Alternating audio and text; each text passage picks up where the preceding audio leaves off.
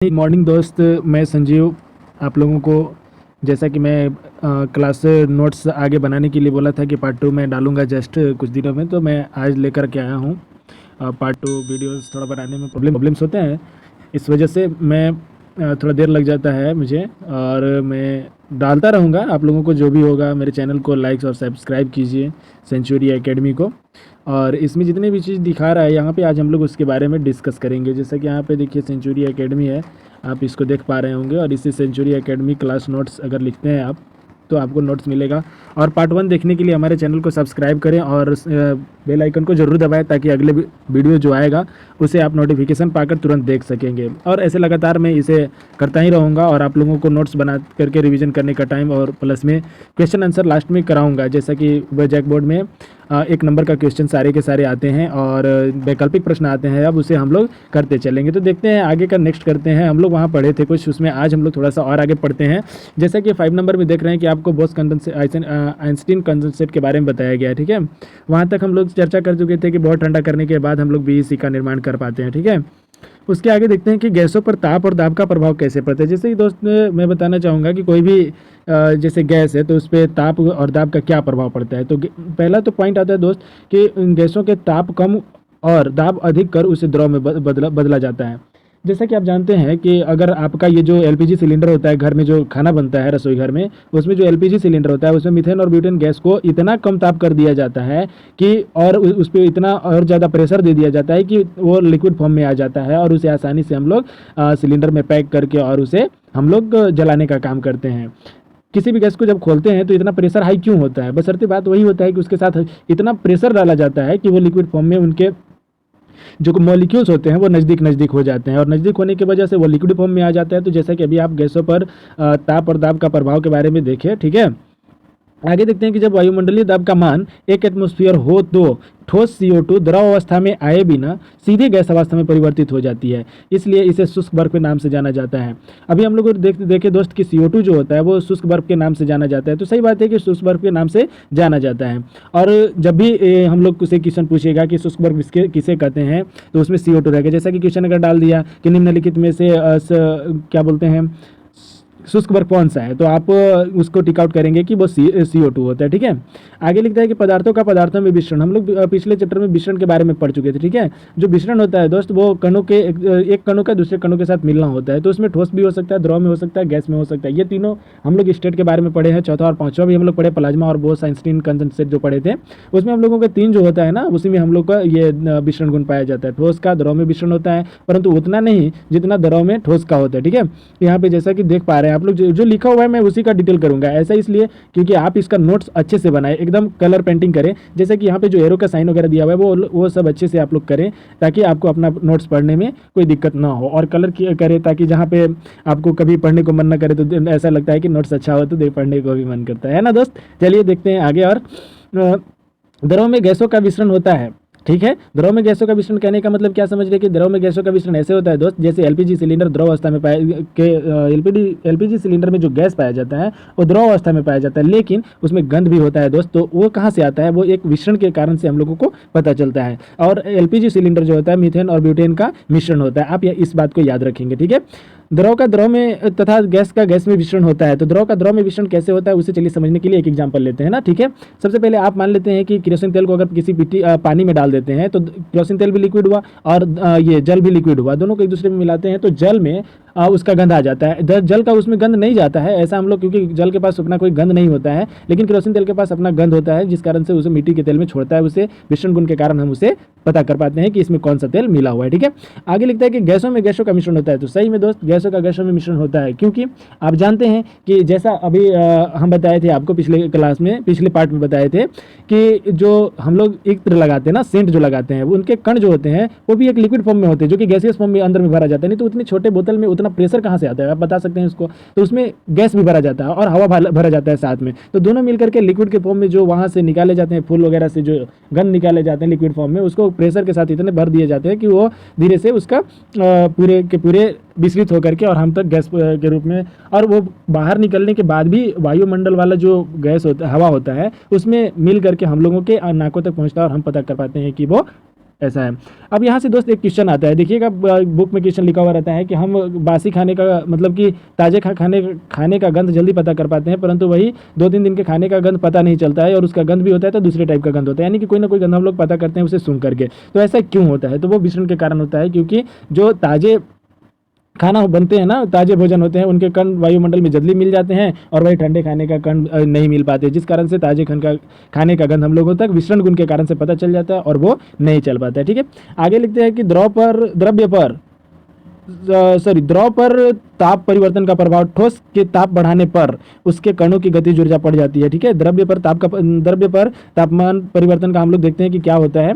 ठोस के ताप बढ़ाने पर उसके कणों की गतिज ऊर्जा बढ़ जाती है। गतिज ऊर्जा में वृद्धि होने के कारण कण अधिक तेजी से कंपन करने लगते हैं। यहाँ पे एक वर्ड आता है गतिज ऊर्जा दोस्त। तो गतिज ऊर्जा वो होता है जो गति के कारण ऊर्जा प्राप्त होता है। अब गति के कारण ऊर्जा प्राप्त होने में के लिए हम लोग चैप्टर क्लास 9 थी कि चैप्टर 8 या 9 में हम लोग पढ़ेंगे कि वहाँ पे वर्क एंड एनर्जी चैप्टर का नाम है, हमें लेसन याद नहीं है लेकिन वर्क और एनर्जी है, वहाँ पे हम लोग पढ़ेंगे कि गतिज ऊर्जा होती है, स्थितिज ऊर्जा होती है, किसमें गतिज ऊर्जा होती है, किसमें स्थितिज ऊर्जा होती है। लेकिन यहाँ पे थोड़ा सा बता दें कि गति के कारण से होने वाले ऊर्जा प्राप्त होने वाले ऊर्जा को गतिज ऊर्जा कहते हैं। ठीक है, आगे लिखता है कि गतिज ऊर्जा में वृद्धि होने के कारण कण अधिक तेजी से कंपन करने लगते हैं। तो सही बात है दोस्त, कंपन इसलिए करने लगता है क्योंकि हम पिछले क्लास में बताए थे कि जब पानी को गर्म किया जाता है तो उनके जो कण होते हैं वे हम लोगों को क्या होता है कि जब भी जो कण होते हैं वे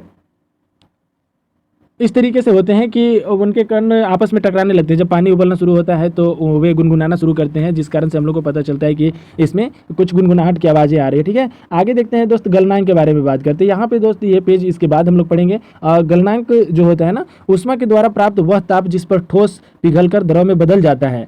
गलनांक के बारे में हम लोग पढ़ रहे हैं। ऊष्मा के द्वारा प्राप्त वह ताप जिस पर ठोस पिघलकर द्रव में बदल जाता है वह उस पदार्थ का गलनांक कहलाता है। तो सही बात है दोस्त, जब जितना तापमान पर कोई भी जो ये होता है, कोई भी जो द्रव होता है वो अगर ये ठोस होता है, वो पिघल करके द्रव में बदलने लगता है तो उसे हम लोग गलनांक कहते हैं। ठीक है, अब लिखता है एक चीज़ और देखेंगे दोस्त, यहाँ पे एक और चीज़ लिखा हुआ है कि अशुद्धि मिलाने पर किसी पदार्थ का गलनांक घट जाता है। तो सही में दोस्त, आप एक एग्जाम्पल हम देते हैं आपको, आप लोग देखे भी होंगे लेकिन शायद जानते होंगे इसे। जब कभी बर्फ़ जो बेचते हैं ना, बर्फ़ बेचने वाले जो होते हैं वो अपने जो डब्बा होता है ना उसमें नमक भी रखते हैं, और बर्फ़ के ऊपर में नमक चिपकाया जाता है ताकि वो ना पिघले। जैसे कि बड़े बड़े ये हम लोग जो खाते हैं ना बर्फ़, उसको पिघलने से बचाने के लिए नमक छिड़का जाता है। और कभी कभी ऐसा भी बोला जाता है कि लकड़ी के बुरादे में रखे हुए बर्फ़ के टुकड़ा जल्दी नहीं पिघलता है। ऐसा इसलिए क्योंकि जो लकड़ी के बर्फ़ का टुकड़ा होता है वो कभी उससे के कांटेक्ट में जो तापमान होता है नहीं आने देता है, जिस कारण से हम लोग का बर्फ जो होता है पिघलने से बच जाता है। ठीक है, अब यहाँ पे लिखता है कि बर्फ का गलनांक 273.16 केल्विन होता है ना। केल्विन एक तापमान मापने का यूनिट है, आप इसे मात्रक ऐसा ही मात्रक समझेंगे। ठीक है, अब इसमें बोलता है कि 0 डिग्री, हम जानते हैं कि बर्फ क्या होता है, तो 0 डिग्री पे पिघलना शुरू कर देता है दोस्त। 0 डिग्री पे वो गलता है, लेकिन थोड़ा सा 0 डिग्री से जैसे ही आधा होता है वो पिघलना शुरू कर देता है। और 0 डिग्री सेल्सियस के बराबर हम लोग लेते हैं 273.16 केल्विन होता है। सुविधा के लिए हम इस दशमलव पूर्णांक को 0 डिग्री सेल्सियस बराबर 273 केल्विन को मानते हैं। ठीक है, गलनांक बिंदु पर ठोस का द्रव अवस्था में रूपांतरण संकलन कहलाता है। गलनांक बिंदु पर ठोस का द्रव अवस्था में रूपांतरण संकलन कहलाता है। मतलब कि अगर हम लोग का जो बर्फ होता है वो धीरे धीरे गलना प्रारंभ करता है तो उसे हम लोग संकलन के नाम से भी जानते हैं। अब गुप्त ऊष्मा की बात आता है दोस्त, यहाँ पे गुप्त ऊष्मा देखेंगे। गुप्त ऊष्मा लिखता है कि वायुमंडलीय दाब पर 1 kg ठोस को उसके गलनांक पर द्रव में बदलने के लिए जितनी ऊष्मीय ऊर्जा की आवश्यकता होती है उसे संकलन की गुप्त ऊष्मा कहते हैं। मतलब कि वायुमंडलीय दाब पर, मतलब कि एटमॉस्फेरिक प्रेशर पे, अभी जैसे कि पीछे हम लोग पढ़े थे कि जो ठोस CO2 होता है वो एटमॉस्फेरिक प्रेशर में ही होता है। ठीक है, अब वायुमंडलीय दाब पर 1 kg ठोस को उसके गलनांक पर द्रव में बदलने के लिए जितनी ऊष्मीय ऊर्जा की आवश्यकता होती है उसे संकलन की गुप्त ऊष्मा कहते हैं। ठीक है, अब आते हैं कि यहाँ पे क्वथनांक लिखता है कि वायुमंडलीय दाब पर वह ताप जिस पर द्रव उबलने लगता है उसे इसका क्वथनांक कहते हैं। मतलब कि कोई भी द्रव जो होता है जब जिस तापमान पर वह उबलने लगता है उस तापमान को उस द्रव के लिए उसका क्वथनांक कहा जाता है। ठीक है, एक बात और बता दें दोस्त, जैसा कि गुप्त ऊष्मा के बारे में हम लोग, तो कभी कभी आप लोग से ये क्वेश्चन पूछा जाता होगा या आप लोगों ने देखा भी होगा कि हम लोग गर्म पानी से उतना नहीं जलते हैं जितना उसके भाप से जलते हैं। मीन्स दैट ये होता है कि जब हम लोग रोटी बनाते हैं और उसकी जब गैस जो निकलता है या सब्जी वगैरह चावल वगैरह जो बनता है उससे जो गैस निकलता है उससे बहुत ज़्यादा जलन होता है और पानी से उससे कम होता है। ऐसा इसलिए दोस्त क्योंकि उसमें जो भाप में होता है वो उसमें गुप्त ऊष्मा मिला हुआ होता है, जिस कारण से ऐसा होता है। ठीक है, तो आज के बाद जो कोई भी पूछे आपसे कि ऐसा क्यों होता है तो आप बोलेंगे कि उसमें गुप्त ऊष्मा मिली होती है। ठीक है, अब क्वथनांक के बारे में अभी बता चुके थे। आगे देखते हैं कि अशुद्धि मिलाने पर या उपस्थिति में क्वथनांक बढ़ जाता है। अभी पीछे हम लोग पढ़े थे कि गलनांक घट जाता है, लेकिन द्रव में अगर किसी भी द्रव में अगर अशुद्धि मिलाते हैं ना तो उसके क्वथनांक बढ़ जाते हैं। ठीक है, अब इसके बाद हम लोग जो बैक पेज था वाष्पीकरण था वहाँ पे हम लोग आते हैं। ठीक है, वाष्पीकरण द्रव के, अब यहाँ से नोट्स कर लेंगे दोस्त, द्रव के वाष्प में परिवर्तन की प्रक्रिया वाष्पीकरण या क्वथन कहलाती है। ठीक है, द्रव के वाष्प में परिवर्तन की प्रक्रिया क्या कहलाती है? वाष्पीकरण या क्वथन कहलाती है। यह क्वथनांक से कम ताप पर होने लगती है। यह एक सतही प्रक्रिया है। सतही क्षेत्र ताप, तेज हवा में वाष्पीकरण की दर बढ़ जाती है तथा आर्द्रता की उपस्थिति में घट जाती है। अब इसको समझते हैं कि ये क्या लिखता है। ठीक है, अब जैसा कि यहाँ पे एक फिगर हम दिखाना चाहेंगे आपको, अभी जैसा कि यहाँ पे हम लोग डाउनलोड किए थे, जैसे हाँ यहाँ देखिए, बोलता है क्या है ना कि इस दोनों में एक ही चीज़ दिया हुआ है, पानी ही है, दोनों को गर्म किया जाता है, लेकिन इसमें लिखता है कि वेपर प्रेशर को जब कम रखा जाता है, माने कि इसमें कम प्रेशर पड़ता है, तो देखिए इनके जो इवेपोरेशन धीरे धीरे होना शुरू हो जाता है, मतलब कि इसके सरफेस से पानी का हल्का हल्का वाष्प बन करके उड़ना शुरू हो जाता है। लेकिन वही क्वथनांक के बाद पहले ही शुरू हो जाता है, क्वथनांक बाद में होता है, माने कि पानी का उबलना बाद में होता है, लेकिन उससे पहले थोड़ा थोड़ा गैस बन करके भी चलना शुरू हो जाता है। ठीक है, यहाँ पे एक चीज़ लिखा हुआ है, उसे आप लोग समझेंगे कि बबल कब बनेगा, मतलब कि बुलबुला कब बनता है और कब नहीं बनता है। तो जब वेपर प्रेशर एटमॉस्फेरिक प्रेशर से कम होता है तो बबल कैन नॉट फॉर्म होता है, मतलब कि बबल नहीं बनता है, माने कि बुलबुला नहीं बनता है। लेकिन वही बॉइलिंग के समय देखिएगा, वेपर प्रेशर और एटमॉस्फेरिक प्रेशर दोनों बराबर हो जाते हैं, यानी कि वाष्प दाब और वायुमंडलीय दाब बराबर हो जाते हैं, तो bubbles can form and rise, बोलता है कि पानी के अंदर बुलबुला बनता है और वो बाहर निकलता है। आप लोग देखते होंगे कि जब पानी गर्म करते हैं तो उसमें बुलबुला आना शुरू हो जाते हैं, तो वो कहीं से नहीं आता है, बस वाटर प्रेशर, वेपर प्रेशर और एटमॉस्फेरिक प्रेशर के बराबर होने के कारण बनना शुरू हो जाता है। तो अभी हम लोग देख रहे थे, यहाँ पे एक और चीज़ देखे थे ना, यहाँ से हम लोग ये सीख रहे थे कि जो हम लोग का तेज हवा या सतही क्षेत्रफल के बारे में बोलता है। तो सतही क्षेत्र बढ़ने का मतलब दोस्त ये होता है कि जब कभी आप देखिए प्लेट में अगर चाय लेकर के पीते हैं तो उससे जल्दी पी लेते हैं, लेकिन गिलास में पीना उतना ही मुश्किल होता है, कप में पीना उतना ही मुश्किल होता है, क्योंकि उसके सतही क्षेत्रफल कम होते हैं। सतही क्षेत्रफल का मतलब कि ऊपर वाला भाग जो होता है वो कम होता है, ठीक, जिस कारण से ऐसा होता है। ठीक है, अब बोलता है ना कि ताप बढ़ने पर, अब अगर जहाँ तापमान ज़्यादा रहेगा वहाँ तो वाष्पीकरण ऑटोमेटिक है कि बढ़ ही जाएगा। अब तेज हवा में वाष्पीकरण की दर बढ़ जाती है। सही बात है कि जब तेज हवा चलती है ना, जब कभी अपना कपड़ा गंदा होता है तो थोड़ा बहुत फैन में रख करके उसे सुखा लेते हैं हम लोग, ये फैन में रखेंगे और उसके बाद उसके जो पानी उसमें है वो निकल जाएगा धीरे धीरे और हम लोग उसे पहन लेते हैं। ठीक है, आर्द्रता की उपस्थिति में घट जाती है। मीन्स दैट कहता है कि जब वायुमंडल में, जैसे ठंडा के दिन में और बरसात के दिन में जब हम लोग देखते हैं कि पूरे वायुमंडल में तो नमी होता है, उस समय हम लोग का कपड़ा सूखने में देर लगता है, लेकिन वही गर्मी के दिनों में हम लोग जल्दी कपड़ा सुखा लेते हैं। ठीक है, अब वाष्पन की गुप्त ऊष्मा बोलता है दोस्त, अगला टॉपिक आता है, ऊर्जा की वह मात्रा जो 1 लीटर जल के क्वथनांक बिंदु पर वाष्प में परिवर्तन आवश्यक होती है, वाष्पन की गुप्त ऊष्मा कहलाती है। मतलब एक ऊर्जा की वह मात्रा जो 1 लीटर जल के क्वथनांक बिंदु पर वाष्प में परिवर्तन में आवश्यकता होती है। जैसे कि वाष्प जो परिवर्तित होने लगता है तो 1 लीटर पानी को जितना वाष्प में बदलने के लिए जो हम लोग को हीट चाहिए, उसी को हम लोग वाष्पन की गुप्त ऊष्मा कहते हैं। ठीक है, अब बताएं ऊर्ध्वपातन। वह अब ऊर्ध्वपातन सब्लिमेशन इसका इंग्लिश होता है। ठीक है, हम लोग थोड़ा थोड़ा इंग्लिश भी उसका सीखते चले तो ठीक है, इसको बोलते हैं सब्लिमेशन। ठीक है, अब वहाँ पर क्रम जिसमें कोई ठोस पदार्थ द्रव में परिवर्तित हुए बिना सीधे गैसीय अवस्था में तथा गैसीय अवस्था से सीधे ठोस अवस्था में परिवर्तित हो जाता है, उसे हम लोग ऊर्ध्वपातन कहते हैं। मतलब कि जो इस परफॉर्मेंस में आता है उसको हम लोग क्या बोलते हैं दोस्त, वही ऊर्ध्वपातन बोला जाता है। जैसे कि इसका एग्जांपल देखते हैं, नैफ्थलीन, बेंजोइक एसिड, और अगला लिखा हुआ है कपूर, अमोनियम क्लोराइड लिखा हुआ है। आप देखे होंगे दोस्त कि जनरली ये तो तीनों चारों चीज़ नहीं मिलता है इधर, 3-4 जो लिखा हुआ है इसमें नैफ्थलीन, बेंजोइक एसिड और ये जो लिखा हुआ है अमोनियम क्लोराइड, ये तो नहीं मिलता है, लेकिन हम लोग को कपूर देखने को मिलता है। तो कपूर जो होता है ना दोस्त, कपूर वही चीज़ होता है जिसमें कि हम लोग अपना उस तरीके से देख पाते हैं उसको। ठीक है, कपूर को जब जलाते हैं तो सीधे वो गैसियस फॉर्म में बदल जाता है, अगर कपूर बनाते हैं तो डायरेक्ट सॉलिड से लिक्विड फॉर्म में आ जाता है। एक एग्जांपल और बताते हैं दोस्त, जैसे आइस जो होता है ना, जैसे ग्लेशियर वगैरह आप लोग जानते होंगे कि हिमालय पर्वत पे बहुत सारा ये बर्फ जमा हुआ होता है, तो वो देखिए बर्फ क्या है, ठोस है, उससे डायरेक्ट पानी का बनना वो सब्लिमेशन वहाँ पे कहलाएगा। डायरेक्ट वो वेपर में चेंज होता है, ना कि लिक्विड में आकर के चेंज होता है। ठीक है, वो डायरेक्ट वहाँ पे गर्म होते जाता है, उड़ते जाता है, गर्म होते जाता है, उड़ते जाता है, क्योंकि नीचे वाला जो सरफेस होता है वो उसका ठंडा होता है, जिस कारण से ऊपर वाला सतह हल्का हल्का एकदम लिक्विड फॉर्म में आता है और धीरे धीरे वैसा ही वो हो जाता है। इसका हम एक फिगर दिखाते हैं आपको आगे, यही फिगर है जहाँ पे देखेंगे हम लोग, जैसे कंडेंसेशन लिखा हुआ है यहाँ पे ना, इससे अच्छा है कि यहाँ पे देखिए ना प्रेसिपिटेशन वगैरह देखते हैं हम लोग, इसको थोड़ा सा समझने का कोशिश कीजिए।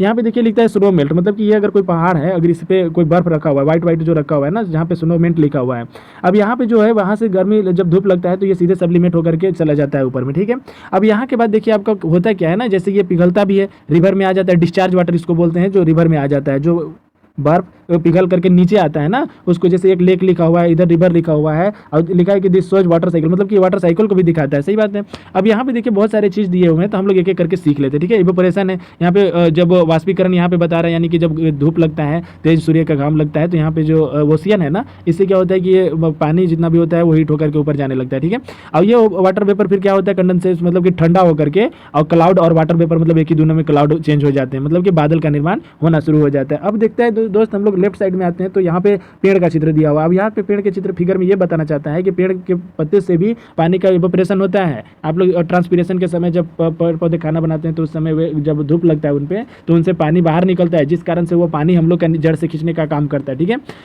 अगर हम यहाँ पे वो जा करके फिर वो भी बादल बनाता है। और प्रेसिपिटेशन कहने का मतलब होता है दोस्त कि पानी का छोटे छोटे बूंद में बदलना, यानी कि जैसे कि रेन में, स्नो में, फॉग में और हेल जैसे स्थिति में बदल जाता है, और वही फिर धीरे धीरे हम लोग को बादल के रूप में मिलता है। तो इसी को हम लोग कहते हैं वाटर साइकिल के रूप में ये होता है। अब हम लोग सीखते हैं कि इधर ग्राउंड वाटर जोन दिया हुआ है, मतलब कि नीचे ग्राउंड वाटर जोन बनता है, फिर साल्टी वाटर, ब्लैक किस बनता है। अब ये चीज़ है। अब यहाँ पे देखिए कंडेंसेशन बोला है। कंडेंसेशन के मतलब समझते हैं कि the performance of water vapour to liquid water droplets in the air creating cloud and fog, मतलब बोलता है कि जो पानी का फॉर्मेशन होता है लिक्विड फॉर्म का, वो जाकर के छोटे छोटे बूंदों में मिल करके हवा के साथ क्या करता है कि वो एक क्लाउड का निर्माण करता है, फॉग का निर्माण करता है। अब आता है deposition, also known as the desublimation, मतलब कि डिपोजिशन का और भी समझ सकते हैं तो सब्लिमेशन होता है, इज अ थर्मोडाइनेमिक प्रोसेस होता है, a phase transmission in which gas vapour transform into the solid. जो गैस होता है ना, वो जाकर के ऊपर में क्या होता है ना, धीरे से सॉलिड के रूप में हो जाता है, जिसको हम लोग बादल के नाम से जानते हैं। ठीक है, इवेपोरेशन लिखता है कि the transformation of water from liquid to gas phase at is moves from the ground or bodies of the water into the overlying atmosphere. ये देखो इवेपोरेशन होता है, यहाँ से जितने भी वाटर होते हैं ना, ये जाते हैं ऊपर गैस बन करके और फिर वहाँ पे ग्राउंड वाटर बॉडीज में मिल करके फिर से नीचे आते हैं, उसी को इवेपोरेशन लिखते हैं। मैंने पानी का गर्म होकर के वाष्प में बदल करके ऊपर जाना इवेपोरेशन कहलाता है। परकोलेशन लिखा हुआ है कि water flow horizontally through the soil and rocks under the influence of gravity, मतलब कि पानी का ऊपर से नीचे बहना, मतलब कि अपने जमीन पे ऊपर के सरफेस से नीचे बहना, तो पानी तो ऊपर से नीचे ही आएगा ना दोस्त। अब इसी को हम लोग बोलते हैं कि परकोलेशन बोलते हैं। ठीक है, अब प्रेसिपिटेशन देखिए क्या होता है। Condensate water vapour that falls to the earth surface must precipitation occurs and rain but also include snow, hail, fog, drip, ground and the sleet. इस तरीके से यहाँ पे प्रेसिपिटेशन हो जाता है। ठीक है, अब आता है सब्लिमेशन का। तो सब्लिमेशन अभी जैसा कि बताए थे कि वो डायरेक्टली चेंज होता है सॉलिड से वेपर में। ठीक है, और वेपर से सॉलिड में डायरेक्ट चेंज होता है। जैसे यहाँ पे स्नो लिखा है, स्नो और आइस से वाटर वेपर डायरेक्ट बनता है। ठीक है, और ट्रांसपीरेशन करने का मतलब होता है कि the release of water vapour from plants. अभी जैसा कि बताया कि जब वे खाना बनाते हैं तो सूर्य के प्रकाश उस पर पड़ता है, तो उससे निकलने वाला वाटर बाहर चला जाता है, मतलब कि उससे भी खींचता है, जिस कारण से नीचे से खनिज मिनरल्स सारे जितने भी होते हैं, मिनरल्स वगैरह ना, पानी होता है, मिनरल्स होता है, सारे जड़ से खींच खींच करके पौधे अपना खाना फिर से बनाते हैं। ठीक है, अब बोलता है कि from plant and soil into the air water vapour is a gas that can not be seen, जो कि हम लोग देख नहीं सकते हैं उसको। तो सही बात है कि जब हम लोग देखते नहीं, क्योंकि ज़्यादा मात्रा में होता नहीं है। अब एक वाटर सरफेस यहाँ पे समझ सकते हैं कि वाटर साइकिल था क्या। अब ये चीज़ वही वाला इसमें है, लेकिन यहाँ पे थोड़ा सा और इंप्रूव करके बनाया गया है कि पहले इवेपोरेशन होता है। देखिए इधर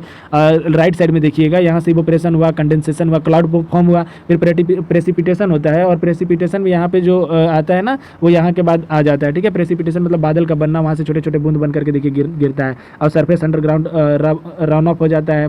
फिर सरफेस रन ऑफ में यहाँ पे एक्यूमुलेशन होकर के फिर से ओशियन में आ जाता है। ठीक है, अब यहाँ से हम लोग देखते हैं ये खत्म होता है आज का नोट्स यहीं तक, और हम लोग जितना पढ़े उसमें देखते हैं आगे।